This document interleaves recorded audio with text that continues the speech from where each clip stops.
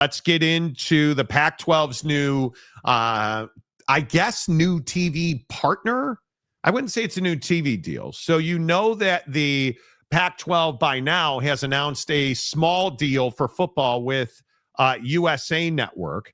But much more of that USA Network deal is centered around basketball.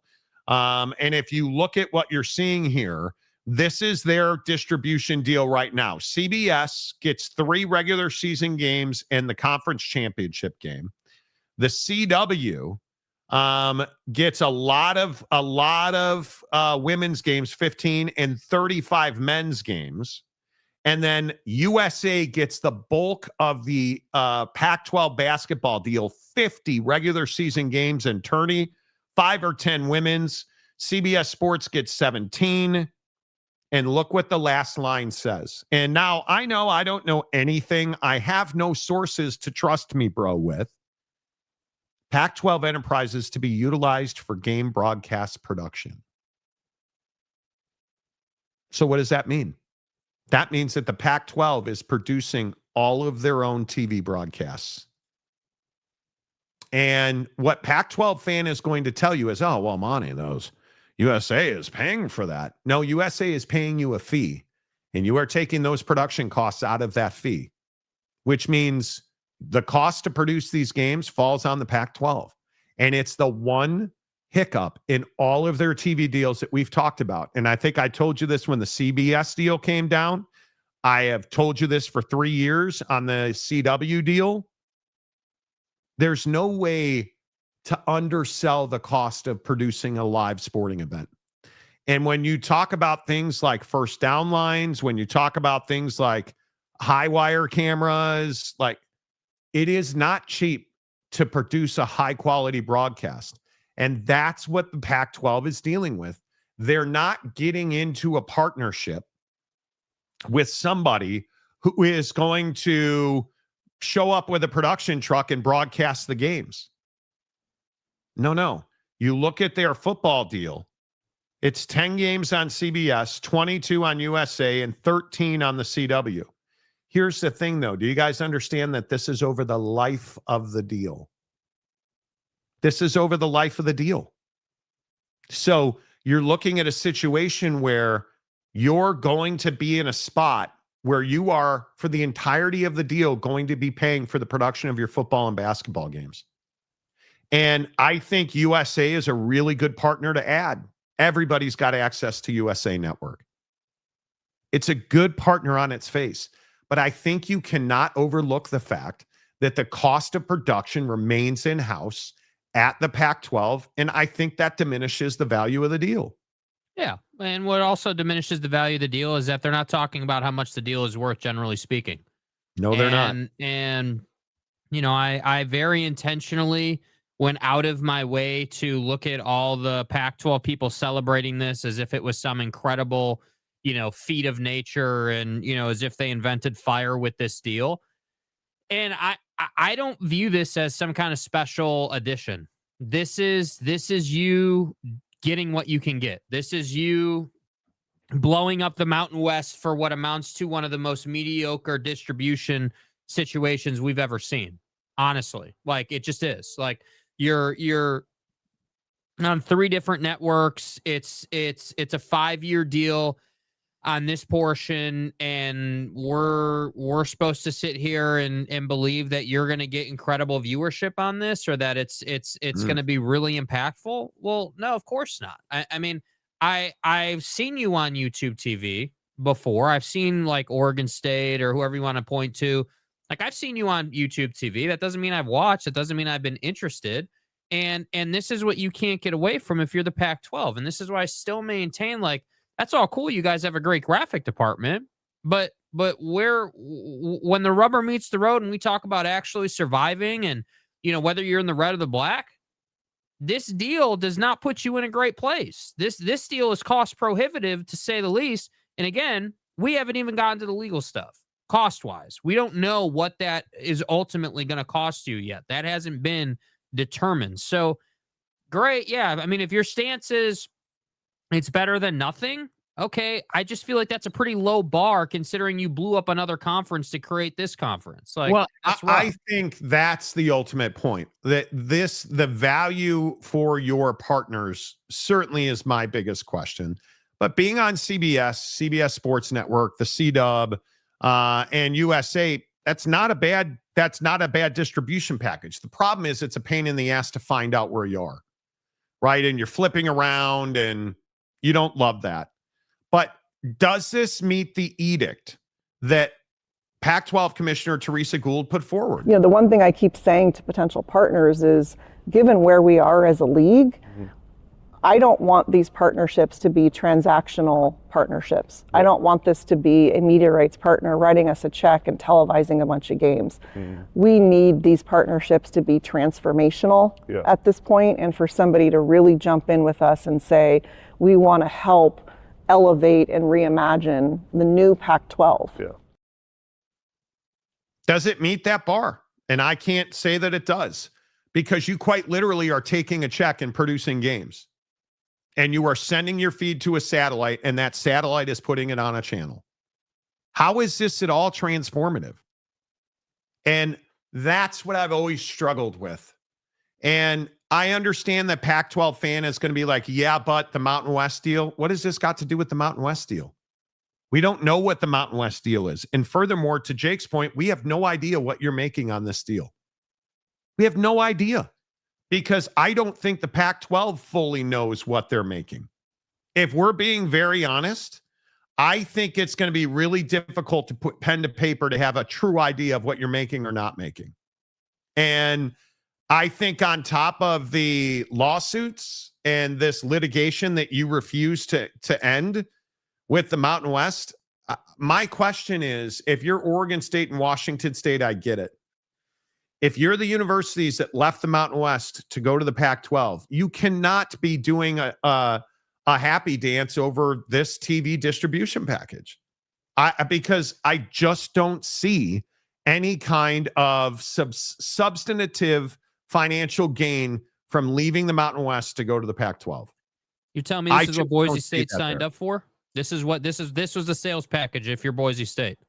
This was the promise. No, it wasn't. We all know this wasn't what was promised. There's no way this is what was promised. No. There's no way that anybody in their right mind, and I'm here for a discussion around, the quality of the Mountain West as it was constituted, what that path forward looked like, what are options. I've always been an advocate on this show for especially G5s, but also at the power level, you're always looking for your next home. You're always looking for the best possible position.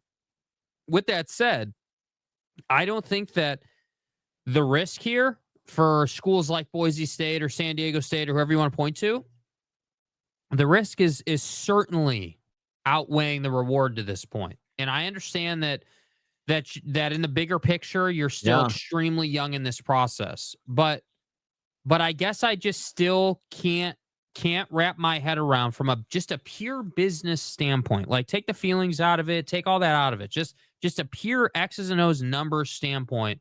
Hey, we're Boise State. We're doing a great job. Our athletics are going forward. We just went to the CFP last year.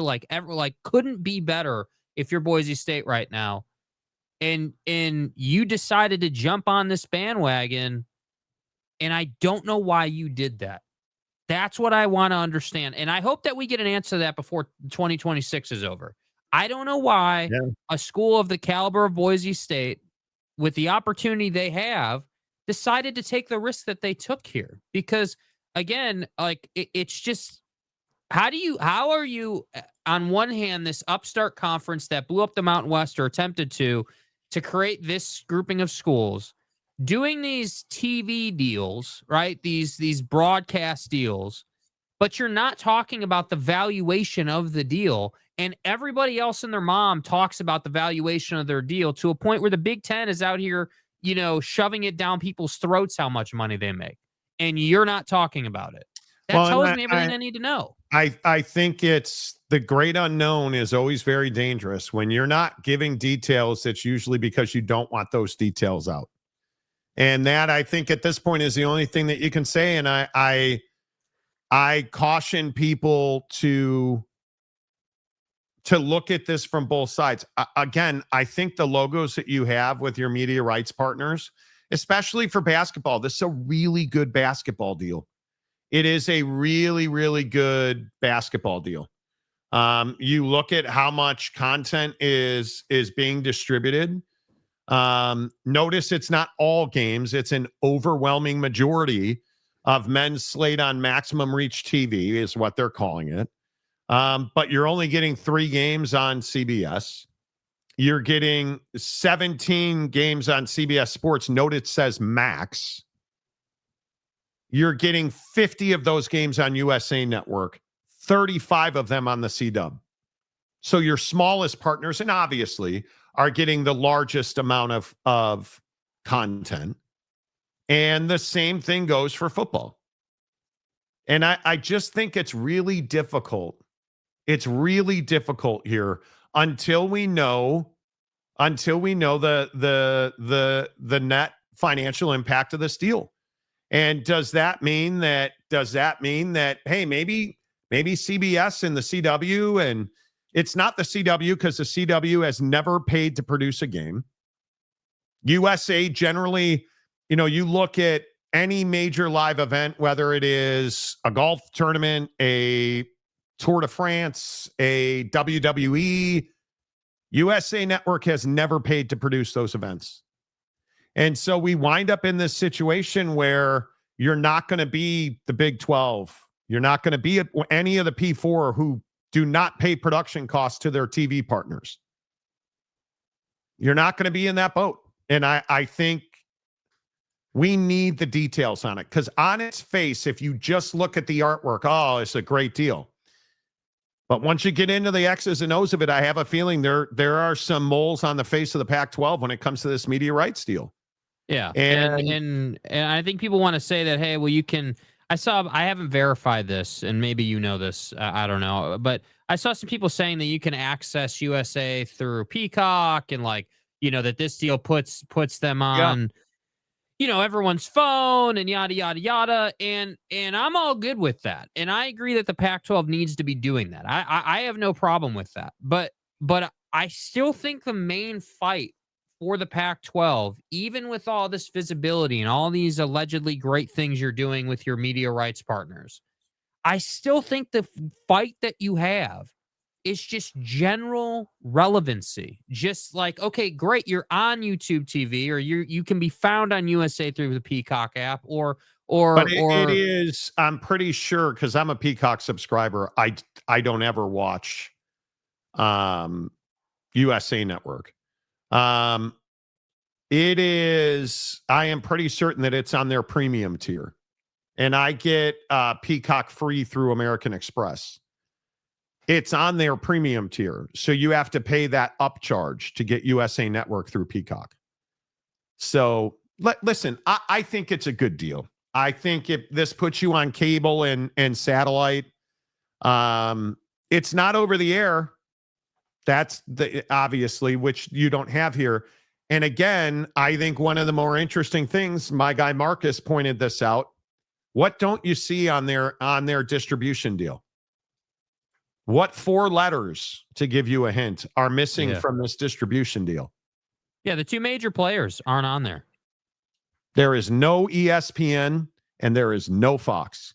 And when you talk about being on a cell phone, on a smartphone, you got to have ESPN.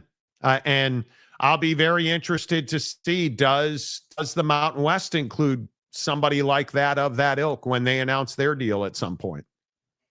But I don't think it's, I'm not the guy who's going to sit here and say, oh, this is terrible. I don't think it's, oh, this is terrible. It's not good, because we don't know the number. And if the number was great, you know what we would know? We'd know the fucking number. We'd know the number. Yeah. Right? Like, we'd know. Yeah. We know that they would be bragging about it, that they would be in our face about it. They'd be all about it. Yeah. Yeah. Which I wish they were, you guys. I think there's this belief that, oh my God, I don't want anything to do with this, bro. It is better for all of us if the Pac-12 TV deal succeeds and grows, and the Mountain West TV deal succeeds and grows, because the G5 ain't going anywhere. Hey, do you think it But was you know good what else? for us that the Pac-12 melted down, dude? That's not good for No. us, bro. We don't want that. Like that's not.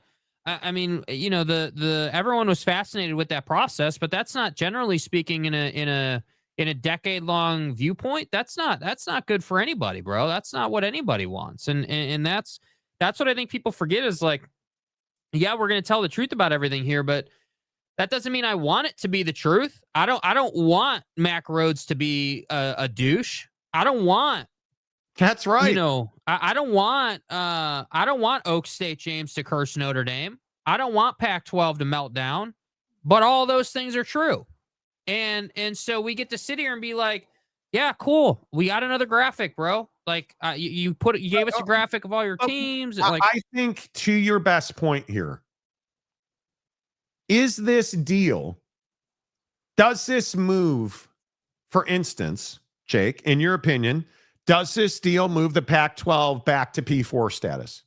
no, I don't think that this deal puts you in P4 status. I don't think that this deal, makes you anything other than what you are. I mean, I don't think there is like there's this big misconception that well, if they have a big enough TV deal and if they get enough schools back in, they can get their power status back. No, they can't. That's not how the process works. And even if you could do that, let's say that there was a statute or some rule or some type of guidance or precedent that says, oh well, hey, if you got a TV deal on a certain level with ESPN, you got your power status back. They don't have that level of deal, and that's why I say like genuinely, I don't hate the Pac-12, but I've seen I've seen your schools on YouTube TV, and I don't know, maybe it's just me, but I'm not that interested in an Oregon State game right now. I'm not that interested. Like Cam Ward, Washington State was awesome. Those were some entertaining Pac-12 after dark games. But I'm not that interested in Washington State.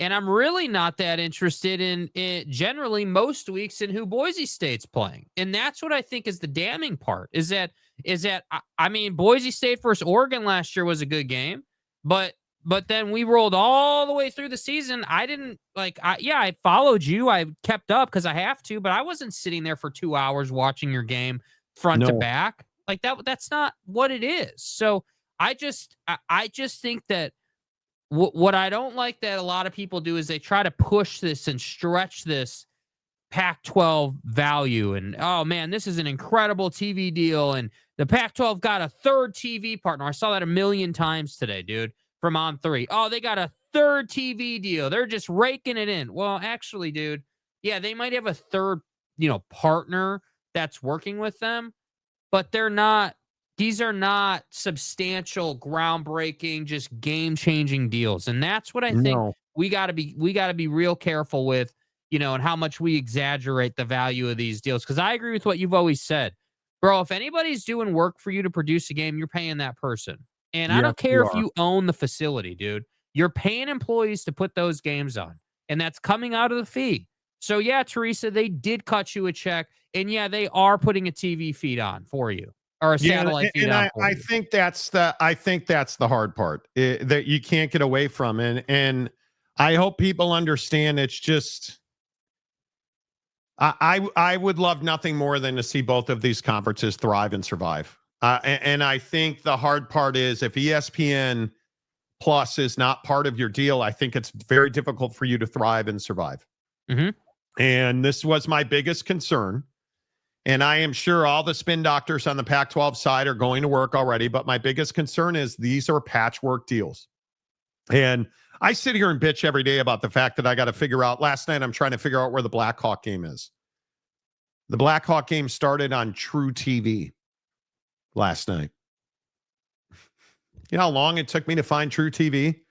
Like, it literally took me like 20 minutes to find where I could watch the Blackhawk game. That's bad for business. That's bad for business. All right. Yeah. Joey says, Teresa Gould, pot calling kettle black. They cut a check and now you're stuck with a transactional deal. You really are. You really, really are. Memphis should be in the Big 12 or ACC. I also think Tulane should be in the ACC. I think Memphis belongs in a major conference. And it's just right now, I talk to a lot of administrators across college sports, and I think everybody is in a holding pattern because we still don't have settlement on the house numbers. We don't have finality on the house numbers, the settlement. You look at all of these eligibility lawsuits, and I thought it was very interesting today that the NCAA released a statement to its members. You have universities encouraging their athletes to sue the NCAA for more eligibility. And I think it's a great point by the NCAA. You are asking your athletes to sue to get out of the rules you yourself put in place. Right? Like, it's just crazy to me. It's crazy to me. Joey Harper. Bro, are your Seahawks the best team in the NFC? I think that's a really good question. And I think Sam Darnold versus Matt Stafford is one of the most intriguing matchups of the week. Pac-12 has lost a lot of dollars from sponsor Dollar Tree, Dollar General. Dude, you're not even wrong. You're not even wrong. Big Blue Horses, Pac is a G6, not relevant. We need a super league, and everyone else has its own championship and situation. Truth. The awkward guy. This is an On3 network type of deal. Use out branding, but you'll pay all production costs. Yeah. I mean, it is really crazy to me. I hope it works for them, man. I really hope it works for them. I can't see it working for them. And again, we all talk about, well, it's got national reach and it's USA.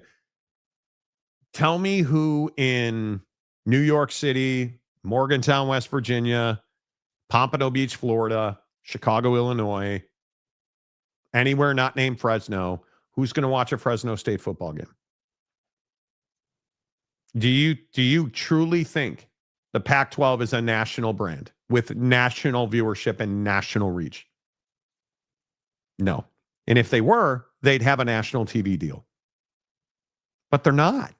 And you and I understand we're going to do the Oak State James Biden auto pen Afghanistan thing with, well, neither is the Mountain West. I don't think the Mountain West. Biden auto pen Afghanistan. Oh, that's forever what it is now on this show. We can sit here and we can play nice and the Mountain West is not a national brand either. They're building, just like the Pac-12. They're both trying to build national brands. That doesn't make it so now. I'm losing weight. That doesn't mean I'm 150 pounds with guns. I'm going to be. I'm a man. Right? But come on, you guys. Like it is on its face for the artwork and the graphics. It's a great deal. In execution, it's not. Cocaine Bear took his licks, but keeps on ticking. Okay. TCU James, who loves Baylor and hates everybody. Probably it didn't work. This deal does not make you P4 status. The only way they could get back to P4 status is if the ACC collapsed. SMU. Okay. So the ACC. Yeah, the ACC. That's your new drop. That is your new drop. Your new drop is Afghanistan. There's no doubt. This deal makes them what they are. Timu G5. You're not wrong. Husker Magic. What if the Pac media rights deal worth on par with that of the AACs? Then how are they going to persuade Memphis or North Texas to join the Pac? Well, I don't think they are. Memphis has other aspirations. They truly, I mean, this is a minor league deal. That's what this is. Damn, Timu status. That's harsh. It is, but it ain't wrong. Scoop. Pac-12 could use a new form of AI for TV production. Maybe they will. They're really smart people, man. They don't always ask it, but they're smart people. Big Blue Horses. The Mountain West Conference knows what it is. The PAC is living under the delusion that they still have relevance. The PAC name is meaningless. I would agree. I think that's exactly right. And then there's Paul Finebaum. Speaking of meaningless, Jake, do you like Paul Finebaum? Do I like him? No, not really. Not really. No. Is he a staple in SEC land? Yeah, he is, and he deserves credit for that. I don't understand this out of Paul. I'm just gonna be real. I don't get it, dude. I understand that hey, we're in a we're in a heated political time, and I get that. I totally get it. And I understand that some people wake up one day and feel the need to go and make a difference in the world. But what I don't understand is why Paul Finebaum feels the need to run for Congress or, get into political races when you've got millions of people, quite literally millions of people who are entertained by your product in that part of the country. Why wouldn't you just break off of ESPN and do your own thing if that's what you want? If you want the freedom to talk politics and sometimes talk football, why wouldn't you break off and do your own thing instead of putting yourself through the absolute, just funeral that is getting into politics, man? I mean, it's just I don't know. I really truly hope, and it's funny that the Mac Rhodes thing is happening today. But I really hope that Paul doesn't have any skeletons. I hope that Paul doesn't have any dirt that can be dug up, because if he does, his name's going to get taken through the trash, dude. That's what politics is. And I feel like, love him or hate him, he's been really consistent for ESPN and has showed you what a career can look like.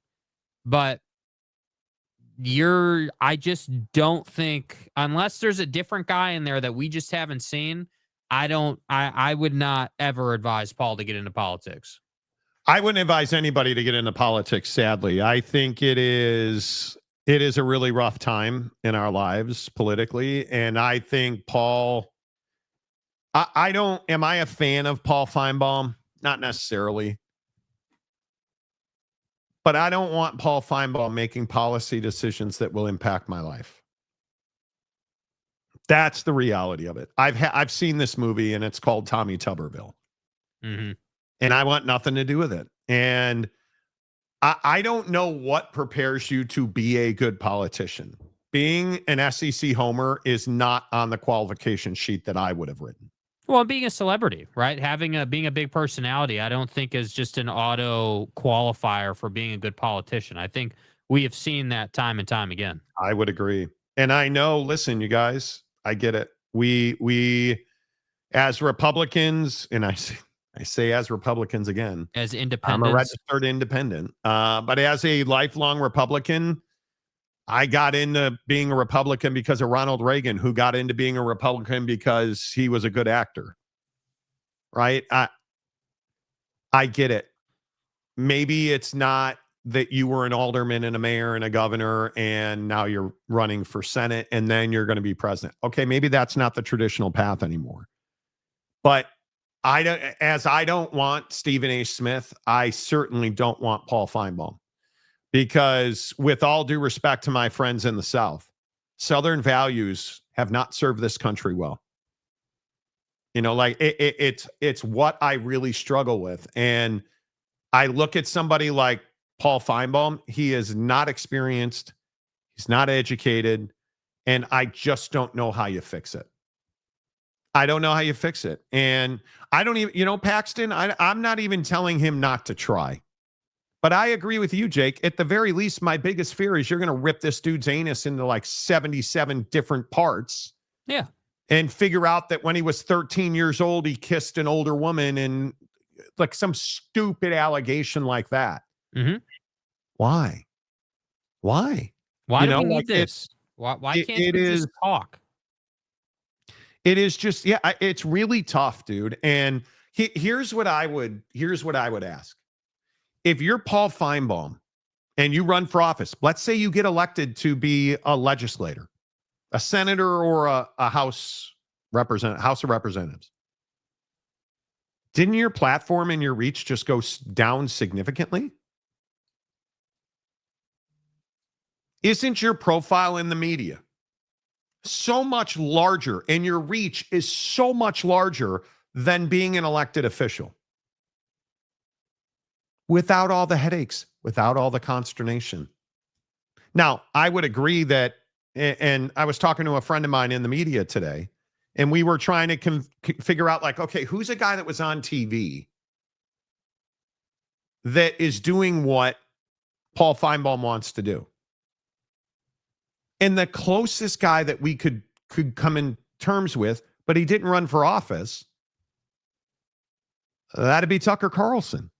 Has Tucker Carlson benefited from stepping off of a big stage onto a tiny stage? No, nobody thinks about Tucker Carlson on the daily. That's not the way the world works anymore. He who's got the biggest pulpit has the biggest audience. And I don't believe that Paul Finebaum, if he truly wants to change the world, and Paul says that his conscience is moving him. If your conscience is moving you, create a political platform and talk to America on your political platform. You're a media superstar. I don't love whether you love Paul or not. He's a media superstar.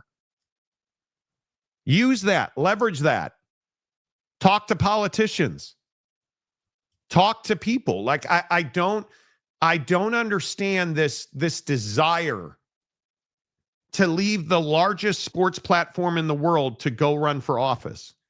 You have it good at ESPN, bro. I mean, you man. And this brings us back to the conversation that we were having at the beginning of the show today about macros and why is it so difficult?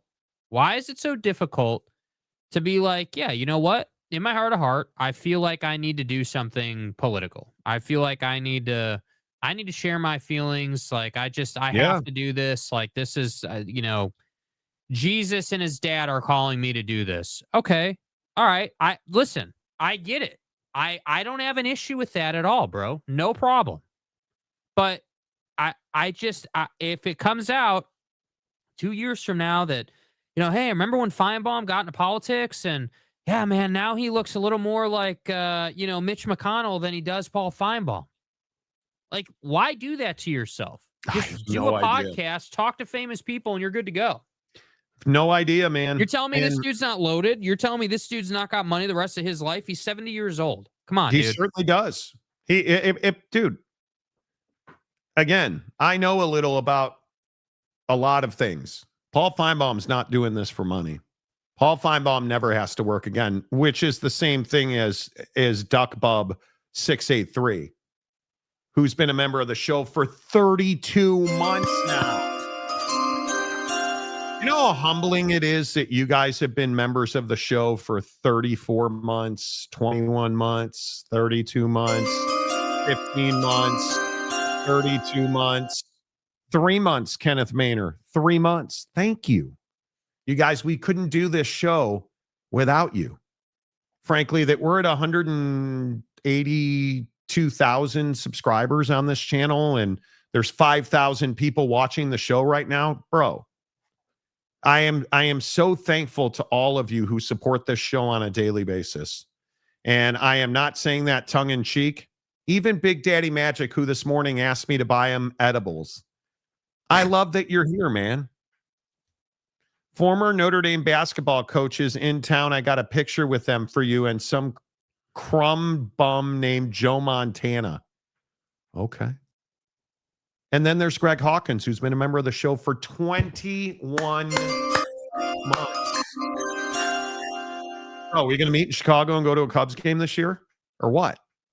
Jake won't go to Cubs games with me. Jake? I've gone to Cubs games with you. I don't remember that. Vegas Kane, I'll join this show only if you go back to mornings. Hey, man, wielding your power. Nice job. Stop it. Nice job, dude. Stop it. Stop it. Fake reality. Gumby. Me? Dude, love you, man. Love you. Love you. Yeah, Paul. Don't force your worldviews on all of us. Yeah. because that never ends well. Many of these politicians already have money before getting voted in. Absolutely. Absolutely right. But you know what I mean? Like, life is easy. I feel like we skip this as people. We Yeah. don't appreciate the fact that it's like, man, like, dude, I've got this really good paying job, and like, I've got a nice house, and I got a nice car, and I got a nice this, and I got a great fan. Like, and we 'Cause just shit's take all going that for good. granted, dude. Yeah, right. Exactly, Jason Kidd. Right? Because Yeah. because S is going good, and we just don't appreciate what we have. And I feel like that's what Paul is doing right now, bro. Cause shit's Like, going you good. just won't acknowledge. Yeah, you know what, dude? If I get into politics, if I get into politics in an official capacity, like if I try to get elected and taxpayers are paying me, that's going to be a problem for me. Like, that's not going to be a fun experience. But By the way, Yeah. I think that's the interest, a fun experience. Expound on that, because I think that's absolutely the case. yeah, I mean, I don't know what any of you guys are doing life for. I'm trying to have fun at least a little bit. I'm trying to enjoy life at least a little bit. Like, I mean, we all work so damn much that it doesn't make sense to me to continue to just pile on, especially at 70 years old. And yeah, I agree, Scoop.